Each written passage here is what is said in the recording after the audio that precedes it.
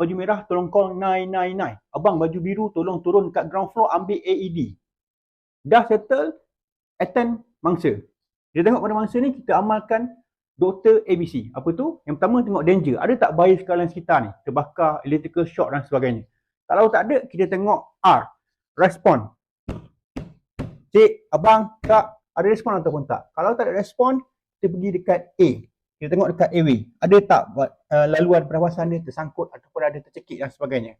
Airway clear, tengok dia punya breathing. Nampak dia bernafas ataupun tak.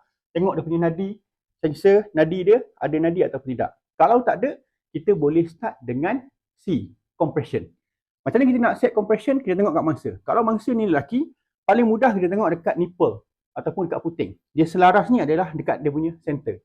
Tapi kalau dia perempuan, dia agak sukar sikit kita nak ikut nipple ataupun ikut dia punya puting. So kita tengok kat mangsa ni, dia akan ada tulang, antara tulang tengah, tulang rusuk atas ni, kita cari kat titik tengah ni, kita ambil 2 jari, letak 2 jari yang kita dapatkan dia punya center. Kalau tengok kat patung ni, kita tengok at the center, kita letak 2 jari and then dia punya point ni adalah dekat the middle ataupun dekat tengah.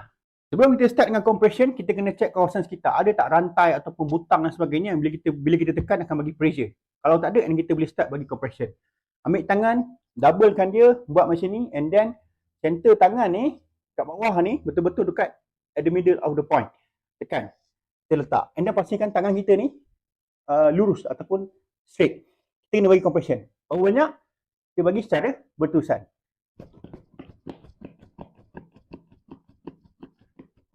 In between, masa kita bagi compression ni, kalau AED sampai, brother yang baju biru, baju merah tadi dah datang bawa AED, kita boleh guna AED. Bila AED sampai, ambil dia punya attachment spec ni, buka dan follow dia punya instruction. So dekat pad ni dia akan ada 2, so kita tengok. Dia dah bagi dah agak line, kat mana nak tampal dan sebagainya. So contoh, untuk for this case, kalau yang ni dia dah bagi tahu, buka and then tampal. 1. The second one, dia kata tampal dekat sebelah bawah.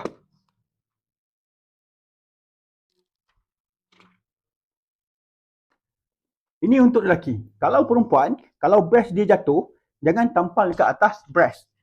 Alihkan sedikit and then tampal attach to the exact point. Jangan bertindih dengan dia punya breast. So once kita dah attach, apa yang kena buat? Hidupkan mesin.